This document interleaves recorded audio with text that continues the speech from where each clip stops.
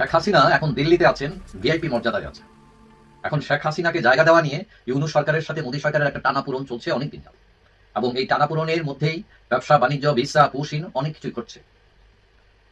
এখন শেখ হাসিনাকে ভিআইপি মর্যাদায় রাখলেও মোদী সরকার কিন্তু আওয়ামী লীগের নেতাদের সাথে শেখ হাসিনার দেখা সাক্ষাৎ করতে দিচ্ছে না। গতকালকে প্রতিবেদনে বলেছিলাম, দিল্লি স্থিত তার বাসভবনে আওয়ামী লীগের কয়েকজন নেতা মন্ত্রীর সঙ্গে আলোচনায় বসবেন শেখ হাসিনা। এরকম বৈঠক বা আলোচনা এই প্রথম করছেন তিনি। দেশ জুড়ে এনসিপির পদযাত্রা চলছে, সেই সব পদযাত্রায় এনসিপির নেতারা চাঁদাবাজির কথা বলছেন। সারা দেশে চাঁদাবাজি হচ্ছে, মূলত তারা বিএনপিকে উদ্দেশ্য করে এই কথাগুলো বলছেন। আসসালামু আলাইকুম রহমতুল্লাহ। প্রদর্শক শ্রোতা, আশা করি সকলে ভালো আছেন, আলহামদুলিল্লাহ। প্রদর্শক শ্রোতা, আপনারা ভিডিওর শুরুতে ভিডিওর বিশেষ কয়েকটা অংশ এবং থাম্বনেল দেখে বুঝে গেছেন যে কেমন ভিডিও হতে চলেছে আজকে। প্রদর্শক শ্রোতা, 26শে জুলাই দিল্লিতে নিজ বাসভবনে শেখ হাসিনা শীর্ষ 5 নেতার সঙ্গে বৈঠক করেছে। প্রদর্শক শ্রোতা, এই বৈঠকে কি কি আলোচনা হয়েছে বা কি পরামর্শ হয়েছে আজকের এই ভিডিওতে বিস্তারিত আলোচনা করা হবে। অবশ্যই আপনারা ভিডিওগুলো না টেনে সম্পূর্ণ দেখবেন, তাহলে আপনারা সম্পূর্ণ বিষয়গুলো বুঝতে পারবেন। চলুন আর কথা না বাড়িয়ে একটি লাইক দিয়ে আমরা সকল বিশ্লেষকের বিশ্লেষণ শুনে আসি। চলুন। শেখ হাসিনা এখন দিল্লিতে আছেন, ভিআইপি মর্যাদায় আছে। এখন শেখ হাসিনাকে জায়গা দেওয়া নিয়ে ইউনূস সরকারের সাথে মোদী সরকারের একটা টানাপোড়েন চলছে অনেকদিন যাবে, এবং এই টানাপোড়েনের মধ্যেই ব্যবসা বাণিজ্য, ভিসা, পুশিন অনেক কিছুই করছে। এখন শেখ হাসিনাকে ভিআইপি মর্যাদায় রাখলেও মোদী সরকার কিন্তু আওয়ামী লীগের নেতাদের সাথে শেখ হাসিনার দেখা সাক্ষাৎ করতে দিচ্ছে না, এবং আওয়ামী লীগ দিল্লিতে যে সংবাদ সম্মেলন ডেকেছিল সেটাকেও বন্ধ করে দেয় মোদী সরকার। অর্থাৎ শেখ হাসিনাকে তারা সাপোর্ট করলো, এখন তাদের পলিসি কিছুটা বদলাচ্ছে কিনা বাংলাদেশের ব্যাপারে এটা নিয়ে প্রশ্ন আছে। এখন শেখ হাসিনা অনলাইনে অনেক অ্যাক্টিভ। এখন কয়েকদিন আগে তার একটা অডিওতে শুনলাম তিনি বলছেন সপ্তাহখানেকের মধ্যে তিনি ফিরবেন, এবং তার আগে একটা অডিওতে তিনি অনেকটা কান্নাজড়িত কণ্ঠে তিনি বলছিলেন যে আমি আজ দেশ ছাড়া, এবং দেশের জন্য তার যে মমতা বা হাহাকার সেটা সেই অডিওতে উঠে এসেছিল, এবং তার কথায় বোঝা যাচ্ছে তিনি অনেকটা অ্যাগ্রেসিভ দেশে ফেরার জন্য। এখন যতটুকু জানা যায় যে তার পরিবার চেয়েছিল তিনি যাতে যুক্তরাজ্যে চলে আসেন, যুক্তরাজ্যে যাতে বসবাস করেন পরিবারের সবার সাথে, এবং যুক্তরাজ্যে ফিরতে হলে তার হয়তো খুব একটা অসুবিধা হওয়ার কথা নয়, তার ট্রাভেল ডকুমেন্ট রয়েছে, এবং যে টিউলিপ তিনি এমপি এবং বর্তমান গভর্নমেন্টের এমপি, প্রধানমন্ত্রী স্টারমারের সাথে তার ভালো সম্পর্ক। সুতরাং হাসিনার জন্য একটা ভিসা জোগাড় করা হয়তো খুব একটা কঠিন না, কিন্তু শেখ হাসিনা নিজেই রাজি নন। তিনি অনেকটা একরুখু, তিনি মনে করছেন তিনি ভারতে থেকেই বাংলাদেশে ফিরবেন, এটি হচ্ছে তার মানে আশা অথবা একাগ্রতা। কিন্তু প্রশ্ন উঠেছে আদৌ তিনি ফিরতে পারবেন কিনা।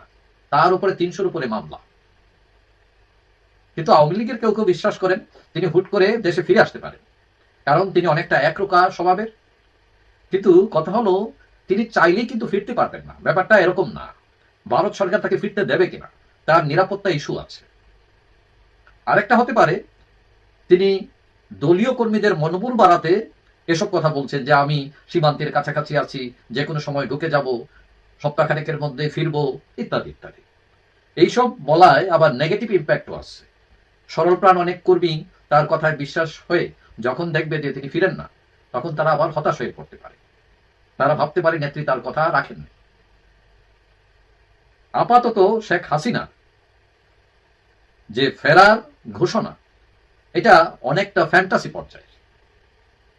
এটা হয়তো শুনতে ভালো লাগে আওয়ামী লীগের লোকদের যে নেত্রী আসছেন, এলেই তাদের সমস্যার সমাধান হয়ে যাবে, কিন্তু শুনতে ভালো লাগলো বাস্তবে তা ঘটছে কিনা। তবে শেখ হাসিনা যেরকম একরোখা স্বভাবে হঠাৎ করে দেশে আসবেন না এমনও বলা যায় না, তিনি ফিরতে পারেন, তবে তার সম্ভাবনা হচ্ছে 1%। আমি মনে করি শেখ হাসিনার উচিত এখন অবসরে যাওয়া। তার বয়স প্রায় 80 বছরের কাছাকাছি। 80 বছর বয়সে একজন মানুষের সব অর্গান ঠিক মতো কাজ করে না, গায়ের জোরে কিন্তু করাতে পারবেন না। 44 বছর যাবত তিনি আওয়ামী লীগের নেতৃত্বে আছেন, মানে আর কত। অন্যদের তো একটু সুযোগ দেওয়া উচিত নাকি? সুযোগ দিয়ে দেখা দরকার, বিকল্প নেতৃত্ব তৈরি করা দরকার। এখন তো তার সময় নাতিপুতি নিয়ে জীবনকে এনজয় করা, দেশ বিদেশে ঘুরে বেড়ানো, অবসর যাপন করা, এবং এটি হচ্ছে আমাদের সমাজের কালচার। তবে তার আওয়ামী লীগের এই পদে থাকা নিয়ে, তার এই নেতৃত্ব থাকা নিয়ে এখন খুদ আওয়ামী লীগের মধ্যে প্রশ্ন উঠেছে। এবং বিগত 15 বছরের শাসনে তার নেতৃত্বে যেসব আওয়ামী লীগের যে অপরাধ করেছে তার দায়ভারও তিনি এড়াতে পারেন না। যদিও তিনি দেশে অনেক উন্নয়ন করেছেন, কিন্তু বিশেষ করে গণতন্ত্র হত্যা, বিরোধীদের দমন, জোর করে ক্ষমতায় থাকা, এইসব বিষয়ে ইতিহাস হয়তো তাকে ক্ষমা করবে না। বলছিলাম সেই চাঁদাবাজির কথা। কেউ কারো নাই ছাড়ে সমানে সমানে, মানে যে যাওয়ার মতো করে চাঁদাবাজি করে যাচ্ছে, কিন্তু অভিযোগ করছে একজন আরেকজনকে অভিযোগ করেই যাচ্ছে, চাঁদাবাজি থামছে না। গতকালকেই বিএনপি নেতা মির্জা ফখরুল তিনি বলেছিলেন যে আগে ঘুষ দিতে হতো 1 লাখ টাকা, এখন ঘুষ দিতে হয় 5 লাখ টাকা। এই হচ্ছে আমাদের পরিবর্তন। কি বলছে গণমাধ্যম, একটু শিরোনামটা দেখে নিন। দাবি 1 কোটি, 10 লাখ নেওয়ার পর আটকে গেলেন সমন্বয়ক সহ 5 জন। সেই খবরের ভেতরের খবরটা যেটা বলছে সেটা হচ্ছে রাজধানীর গুলশানে সংরক্ষিত আসনের সাবেক এক সংসদ সদস্যের কাছে সমন্বয়ক পরিচয়ে 1 কোটি টাকা চাঁদা দাবি করেছিলেন বৈষম্য বিরোধী ছাত্র আন্দোলনের প্রাইভেট বিশ্ববিদ্যালয় শাখার যুগ্ম আহ্বায়ক সহ 5 জন। এই প্রাইভেট বিশ্ববিদ্যালয় শাখার যুগ্ম আহ্বায়ককে একটু চিনে নেওয়া যাক। তার সঙ্গে সামাজিক যোগাযোগ মাধ্যমে কিছু ছবি ভাইরাল হয়েছে, ছবিগুলো একটু দেখে নিন। সামাজিক যোগাযোগ মাধ্যমে তাদেরকে নিয়ে একটা পোস্ট, একটা না অনেক পোস্ট ভাইরাল হয়েছে। একজন একটা পোস্টে লিখেছেন যেখানে সেই চাঁদাবাজের অভিযোগ যার নামে এসেছে, বেসরকারি বিশ্ববিদ্যালয়ের যুগ্ম আহ্বায়ক তিনি বৈষম্য বিরোধী ছাত্র আন্দোলনের, তার সম্পর্কে একটা পোস্ট শুধু আপনাদের পড়ে শোনাই। সেখানে লেখা হয়েছে, পোস্ট যিনি দিয়েছেন তার নাম হাইড করেছি আমরা, সেখানে লেখা হয়েছে চাঁদাবাজি অথবা মৃত্যু। বৈষম্য বিরোধী ছাত্র আন্দোলনের ঢাকা মহানগর সিনিয়র সংগঠক আব্দুর রাজ্জাক বিন সোলাইমান রিয়াদের নেতৃত্বে গুলশানে সাবেক মহিলা এমপির বাড়িতে সমন্বয়ক পরিচয় দিয়ে 10 লাখ টাকা চাঁদা দাবি করে। আজ চাঁদার টাকা আনতে গেলে রিয়াদ সহ 5 জনকে হাতে নাতে গ্রেপ্তার করে গুলশান থানা পুলিশ। এখন তারা গুলশান থানা হেফাজতে আছে। ইতিমধ্যে এই ঘটনার একাধিক সিসিটিভি ফুটেজ ফাঁস হয়েছে। সেই পোস্টে যেটা সব থেকে দুঃখজনক এবং কষ্টের ব্যাপার, যে এই নেতা নাহিদ ইসলামের ঘনিষ্ঠ এরকম ছবিও সামাজিক যোগাযোগ মাধ্যমে ছড়িয়ে পড়েছে। তিনি টক শো করছেন, এরকম ছবিও সামাজিক যোগাযোগ মাধ্যমে ছড়িয়ে পড়েছে। ছবিগুলো আপনারা দেখে নিতে পারেন। সেই টেলিভিশনের টক শোতে কপালে পটি মেরে তিনি অংশগ্রহণ করছেন। আব্দুর রাজ্জাক বিন সোলাইমান রিয়াদ, যুগ্ম আহ্বায়ক বৈষম্য বিরোধী ছাত্র আন্দোলন, সম্মিলিত বেসরকারি বিশ্ববিদ্যালয়। এই ছেলেগুলো যখন চাঁদাবাজির সঙ্গে জড়াচ্ছে তখন তো প্রশ্ন আসেই যে আমরা কোন পথে আছি, আমরা কি ঠিক পথে আছি, আমরা শুধুই বিএনপিকে দোষারোপ করছি, আমরা কি করছি। গণমাধ্যম আরো কি বলছে, গণমাধ্যম বলছে যে পরে 10 লাখ টাকা দেওয়ার সময় তাদের গ্রেপ্তার করা হয়। গুলশানের 83 নম্বর রোডে এই ঘটনা ঘটে। বিষয়টি নিশ্চিত করেছেন গুলশান থানার ভারপ্রাপ্ত কর্মকর্তা হাফিজুর রহমান। গ্রেপ্তারকৃতদের গুলশান থানা হেফাজতে রাখা হয়েছে, এটা গত রাতের কথা। ওসি গণমাধ্যমকে জানিয়েছেন গ্রেপ্তারকৃতরা প্রাইভেট বিশ্ববিদ্যালয় ও কলেজের শিক্ষার্থী। তারা 1 কোটি টাকা চাঁদা দাবি করে এবং তার প্রেক্ষিতে 10 লাখ টাকা দেওয়া হয়। আর পরে আরেক দফায় নিতে গেলে হাতে নাতে আটক করা হয় তাদের। জানা যায় গ্রেপ্তারকৃতদের একজন আব্দুর রাজ্জাক বিন সোলাইমান রিয়াদ, তিনি সম্মিলিত বেসরকারি বিশ্ববিদ্যালয়ের বৈষম্য বিরোধী ছাত্র আন্দোলনের যুগ্ম আহ্বায়ক ও গুলশান এলাকায় অবস্থিত একটি প্রাইভেট বিশ্ববিদ্যালয়ের ছাত্র বলে জানা গেছে। চাঁদা দাবিকৃত গুলশানের ওই সংরক্ষিত মহিলা আসনের সাবেক সংসদ সদস্য হলো শাম্মী আহমেদ। পুলিশ জানায় আটককৃত ওই শিক্ষার্থীরা রাত 8টার দিকে দ্বিতীয় দফায় ওই বাসায় স্বর্ণালঙ্কার আনতে যায়। সেই সময় বাড়ির লোকজন পুলিশকে জানালে রিয়াদ সহ 5 জনকে আটক করা হয়। পুলিশের ভাষ্য, ঘটনাটি তদন্ত হচ্ছে, আটক সবাইকে জিজ্ঞাসাবাদ করা হচ্ছে।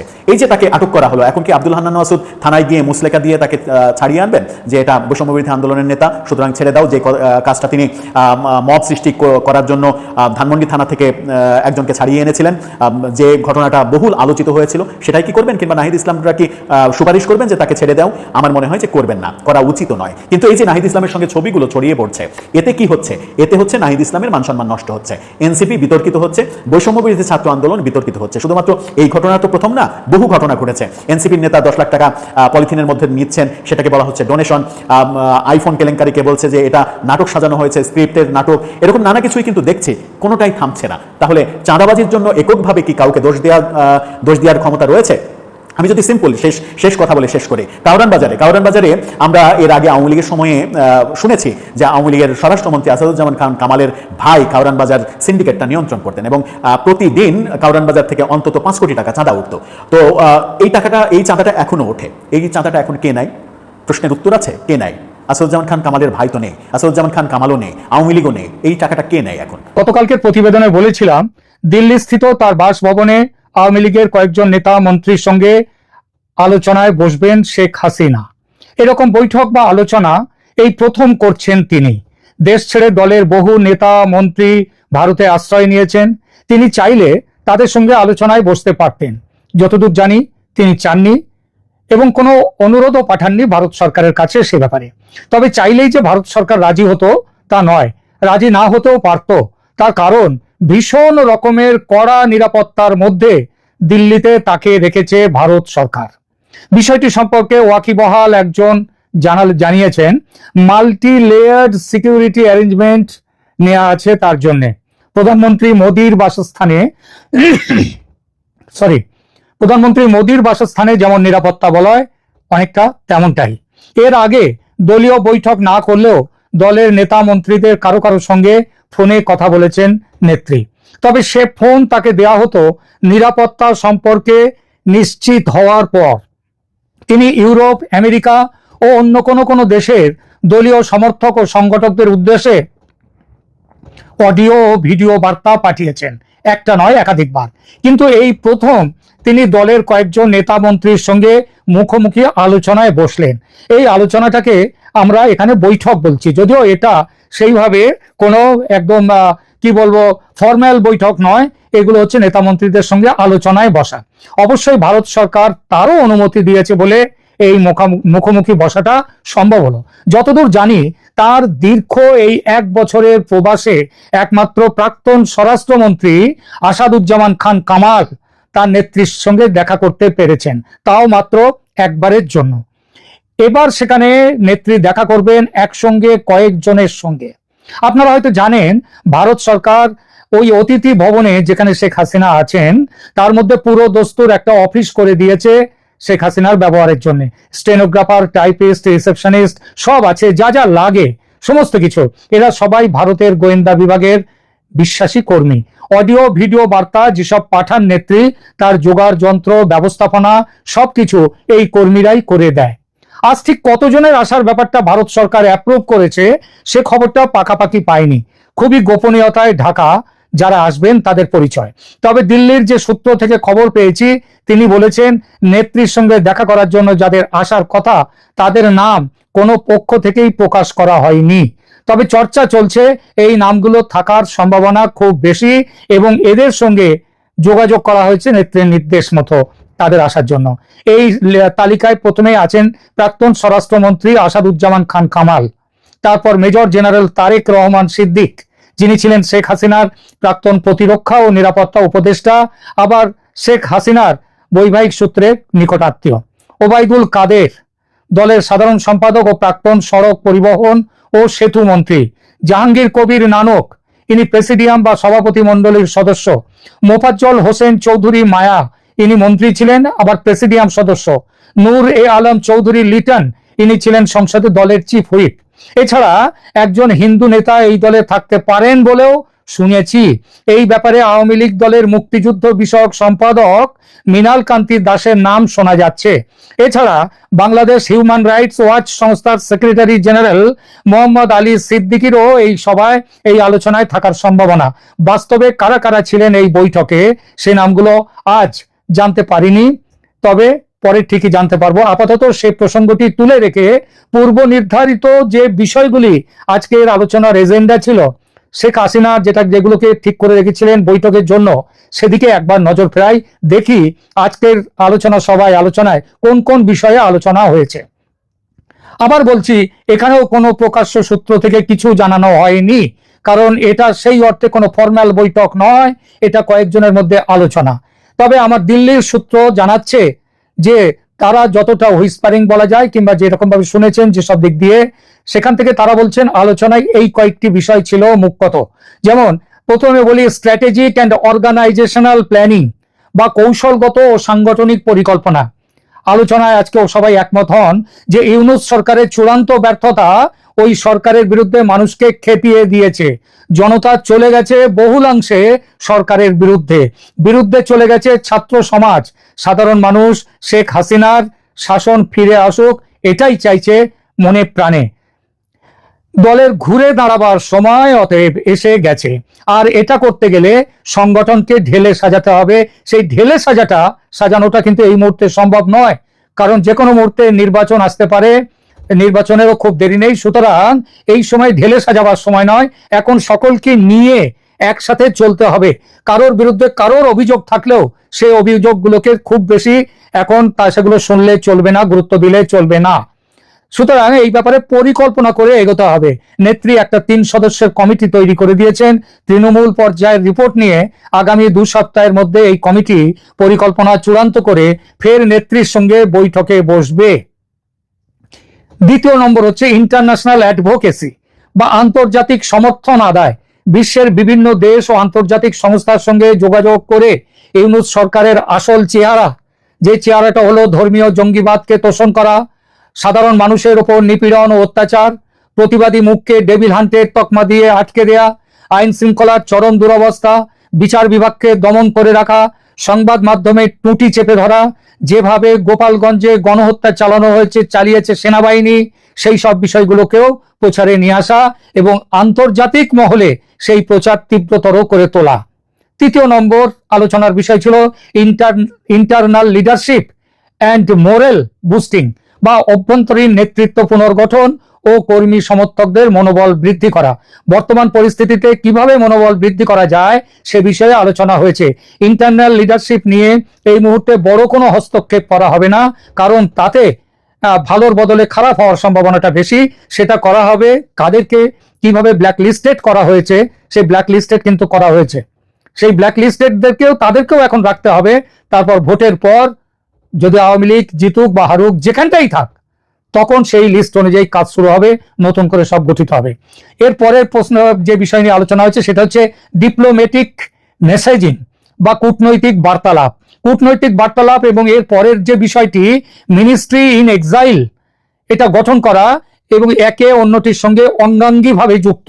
বাংলাদেশের হাসিনা সরকার সে দেশের আসল বৈধ সরকার, ষড়যন্ত্র করে অন্যায়ভাবে সেই সরকারকে হটিয়ে একটি দখলদার অবৈধ সরকার দখল করেছে বাংলাদেশের শাসন ক্ষমতা। অথচ এতদিন কূটনৈতিকভাবে আওয়ামী লীগ এর বিরুদ্ধতা করতে পারেনি, কারণ এতদিন সে পরিস্থিতি ছিল না। কিন্তু বর্তমানে ইউনূস সরকারের জনবিরোধী ও অত্যাচারী রূপ পুরোপুরি বেরিয়ে পড়ার ফলে এই সরকারের জনসমর্থন দ্রুত নিঃশেষ হয়ে যাচ্ছে। এখন তাই এই সরকারকে আক্রমণ করতে হবে, ঘরে বাইরে ইন্টারন্যাশনাল স্তরে সর্বত্র। আর এটা করতে গেলে একটি মিনিস্ট্রি ইন এক্সাইল বা নির্বাসিত সরকার গঠন করা খুব কাজের হয়। পৃথিবীর বহু দেশেই এটা আছে, অনেকে করেছেন। এমনকি দেখুন, এই যে আমাদের ভারতের তিব্বত থেকে দলাই লামা এসেছিলেন, তিনিও কিন্তু ভারতে এসে তখন থেকে মিনিস্ট্রি ইন এক্সাইল তারও আছে। এখানে তিব্বতীদেরও একটি সরকার আছে। অনেকের হয়তো মনে আছে, শুধু তিব্বত কেন, 71-এর মুক্তিযুদ্ধের সময়ও ভারতে গঠিত হয়েছিল এরকম সরকার, স্বাধীন বাংলাদেশ সরকার, তাজউদ্দিন আহমেদ তার নেতৃত্বে। এবারও একই রকম পরিস্থিতি। সেবার মুজিবুর রহমানের নির্বাচিত সরকারকে দায়িত্ব দেয়নি পাকিস্তান, অন্যায়ভাবে তাকে সরিয়ে দিয়েছিল। এবার মুজিব কন্যার নির্বাচিত সরকারের বিরুদ্ধে ষড়যন্ত্র করে তাকে সরিয়ে দেওয়া হয়েছে। সেবারও স্বাধীন বাংলাদেশ সরকার গঠন হওয়ার পর তার পাশে দাঁড়িয়েছিল ভারত, সামরিক সাহায্য পর্যন্ত নিয়ে।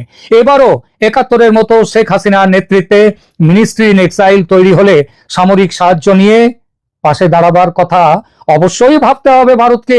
হয়তো ভারত সেটা ভেবেও নিয়েছে, নইলে হঠাৎ করে শেখ হাসিনাকে, তার দলকে এই গত বুধবার সেখানে দিল্লিতে একটি প্রেস কনফারেন্স করার পারমিশনও দিয়েছিল ভারত সরকার। এবং তারপরে গতকাল যে শেখ হাসিনাকে দলীয় নেতা মন্ত্রীদের সাথে মিটিং করতে দিলেন, তার পেছনেও কিন্তু এইগুলো আছে, মনে রাখতে হবে, তার পেছনেও এটা আছে। বাংলাদেশের বর্তমান সমস্যার কোনো চটজলদি সমাধান নেই। চটজলদি সমাধান এর হয় না, আস্তে আস্তে একটু একটু করে এগোতে হবে। এতদিন ধরে সেই এগোনোটা সেভাবে ছিল না। যেমন ভারত সরকারও একদম খোলাখুলি কিছু ব্যবস্থা নিয়েছে অবশ্যই বাংলাদেশের বর্তমান অগণতান্ত্রিক সরকারের বিরুদ্ধে, কিন্তু আওয়ামী লীগ যেমন কোন রকম ব্যবস্থা কোন রকম ভাবে এগিয়ে ওঠেনি, তারা জেগে ওঠেনি, তেমনি ভারত সরকারও নির্ণায়ক কঠিন কোনো ব্যবস্থা নেয়নি বাংলাদেশের বিরুদ্ধে। বর্তমানে মনে হচ্ছে যে সেই ব্যবস্থা নেয়ার দিন এসে গেছে এবং ভারত এটাকে সেই সিদ্ধান্ত নিয়েও ফেলেছে। এখন দেখা যাক আগামী দিনগুলিতে কি হতে যায়, কি হতে চলেছে। কারণ এটা মনে রাখতে হবে, বিশ্ব রাজনীতিতে আজকাল কোনো দেশই বিচ্ছিন্ন নয়। সব দেশের সঙ্গে কোথাও না কোথাও এক সুতোয় জড়িয়ে আছে। সুতরাং এক জায়গায় যদি সুতোয় টান পড়ে, তাহলে অন্য দিকগুলো সুতো ছিঁড়ে যাওয়ার মতো হয়, অথবা সুতো সেখান থেকে আলগা হতে শুরু করে। এই যে ব্যাপারগুলো আমাদের মাথায় রাখতে হবে। প্রদর্শক আপনারা একে একে সম্পূর্ণ বিশ্লেষকের বিশ্লেষণ শুনলেন, অবশ্যই আপনারা বুঝতে পারছেন আসলে কতটা গুরুত্বপূর্ণ নিউজ ছিল। প্রদর্শক শেখ হাসিনা দিল্লিতে বসে কি বৈঠক করেছে গতকাল নেতাদের সঙ্গে, অবশ্যই আপনারা জানলেন বুঝলেন। এবার আপনাদের কি মূল্যবান মতামত অবশ্যই কমেন্টে জানিয়ে দেবেন। আরও এরকম নিত্য নতুন আপডেট নিউজ পেতে আমাদের এই চ্যানেলটি সাবস্ক্রাইব করে পাশে থাকবেন। ধন্যবাদ।